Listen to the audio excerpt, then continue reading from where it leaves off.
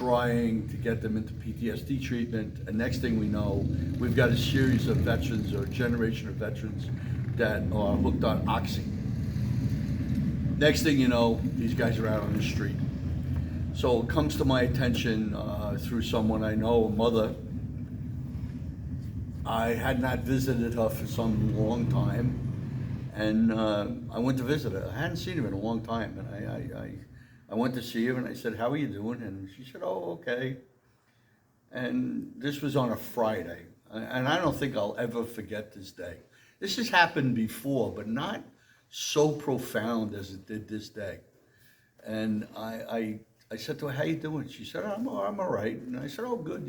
She said, "Hey, do you still have the same contact number?" I said, "Yeah, I do." She said, "I was going to reach out to you with my ex-husband." I said, "Oh, okay, And then she broke down crying in my arms. And I knew at that point, but I knew she had a son who had served. I said, "What's going on?" And she just was a mess. She said, "My son, I lost contact with my son. He's homeless, and we know he is out west in a specific town out west."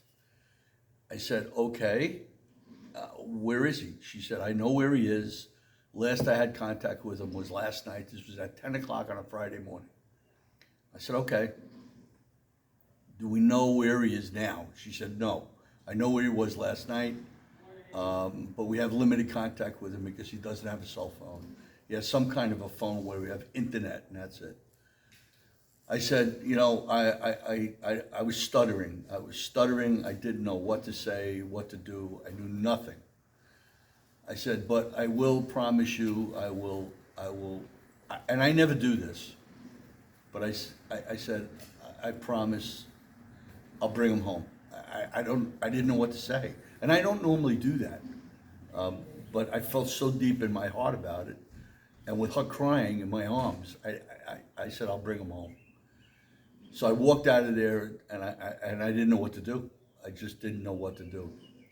But we have the veteran and the combat veteran specifically community has a very, very deep contacts. So I called somebody I know who I thought their son, who is active duty at the time, was transporting to Fort Lewis, Washington. And he is also a member of a group of combat vets that we ride motorcycles with. And I said, "Was your son stationed in a specific, in Fort Carson actually? Was he stationed there?" He said, "No, he was not, but he knows someone there." So I said, "Okay, can we reach out to Fort Carson, because I think I've got somebody out that way that I need help finding." I said, "But all I know is his name and his birth date." So he said, "Well, let me reach out." He reached out. It just so happens that this young soldier who was transporting to Washington was stuck with COVID in Western Pennsylvania. He was being quarantined on his way back into a convention. So this is now 1 o'clock in the afternoon, and he reaches out. He said, "Okay, do you have any pictures of him?" I said, "Yeah, I do actually. I'll get a couple to you." So I sent him the pictures. So now we have his name, his date of birth, and 2 pictures of him. I send those off to him.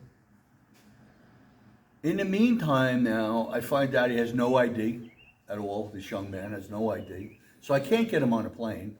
But in the meantime, I think I've got a young combat veteran, because he served in Afghanistan, I knew. He served in Korea and Afghanistan, so he's a combat veteran. So I know I'm dealing with PTSD. I know he's homeless.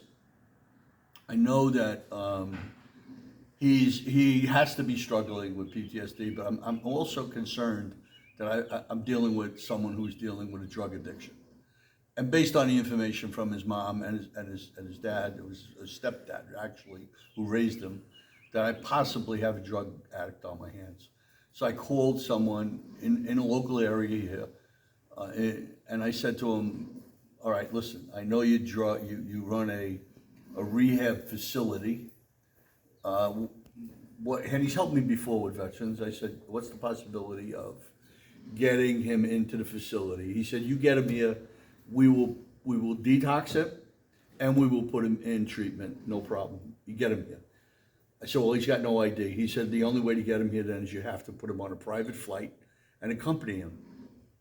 I said, what's the cost of that? He said, I know from Florida to the Milford area, it's $10,000. I said, okay. I said, well, we'll have to figure out how to pay for that. Coming from out west, he was coming from the Colorado area. I said, okay, let me think about this one now, because now I have another hurdle. I've got him treatment. I know where he is. I don't have my hands on him yet, but and this is all going on from 10. This is about 1:30, 2 o'clock in the afternoon. I've got him treatment. So now I've got to get him here. Once we find him, I've got to get him here. So and I'm sitting there, and now I'm on a rock. I'm literally sitting on a rock in Milford. And I said, how do I get him here?